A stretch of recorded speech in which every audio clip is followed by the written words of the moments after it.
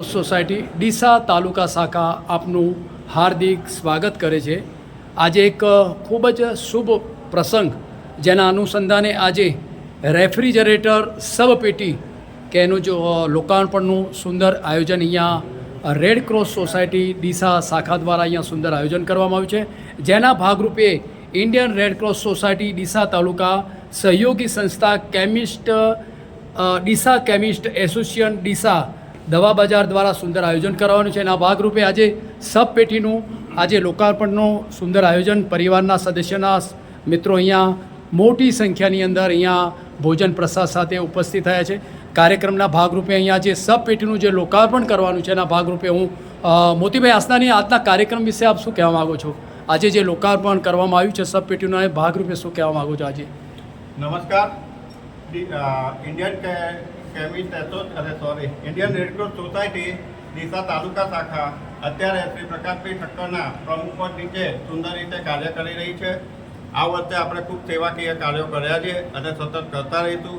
એના એક ભાગરૂપે અને ડીસા તાલુકાની જનતાની જરૂરિયાતના ભાગરૂપે પણ આ એક સીટ સબપેટીનું આપણે ખરીદ કર્યું છે, જેમાં આર્થિક યોગદાન ડીસા કેમિસ્ટ એસોસિએશન વતી પણ મળ્યું છે।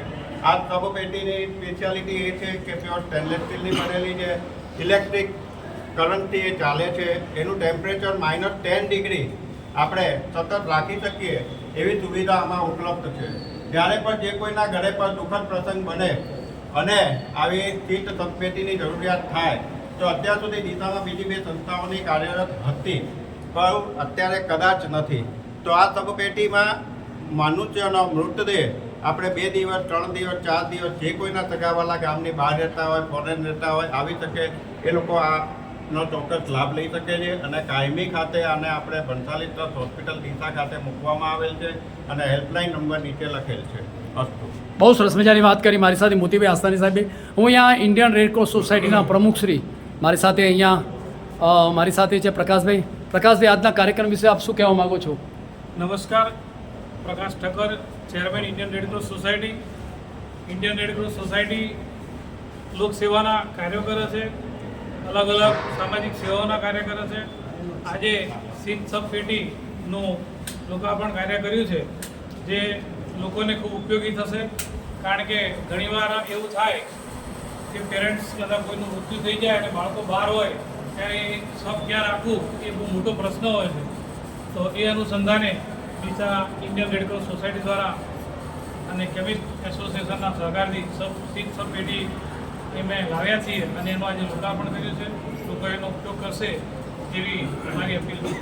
બરાબર, બહુ સરસ મજાની પ્રકાશભાઈ પણ વાત કરી મારી સાથે। સર, આપ શું કહેવા માગો છો આજના કાર્યક્રમ વિશે? સર, બસ ઇન્ડિયન રેડ ક્રોસ સોસાયટી દ્વારા આજે સબપેટી ખરીદવામાં આવી છે અને એમાં સહયોગ આપ્યો છે ડીસા કેમિસ્ટ એસોસિએશન।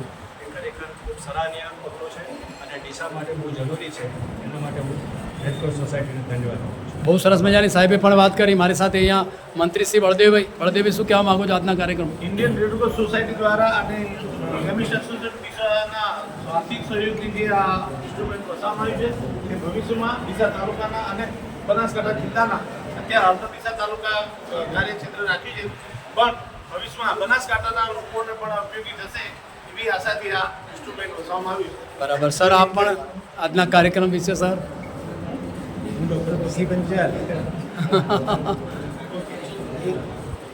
આજે જે આ સબપેટીનું લોકાર્પણ વિધિ કરવામાં આવેલી છે ખરેખર ખૂબ સરાહનીય છે। આજના જમાનામાં ઘણી વખત કુટુંબમાં બાળકો એમના પોતાના બાળકો બહારગામ રહેતા હોય અને એવા કિસ્સાઓ નોકરિયાતના બહુ જ હોય છે, તો જ્યારે મૃતદેહને સાચવવાની ટાઈમ આવે છે ત્યારે આવી સબપેટીઓની ઘણી જરૂર પડે છે। હું તો એવું કહું કે અત્યારે એક છે, 2 બીજી છે અને હજી બીજી પણ કોઈ સંસ્થાઓ આ રીતની સબપેટીઓ વસાવે તો એ બહુ સારું કામ, ઉમદા કામ। બહુ સરસ, ખૂબ ખૂબ ધન્યવાદ। ખૂબ જ સુંદર મજાની ઉમદા વાત કરી। ખૂબ ખૂબ ધન્યવાદ। Wish you all the best luck.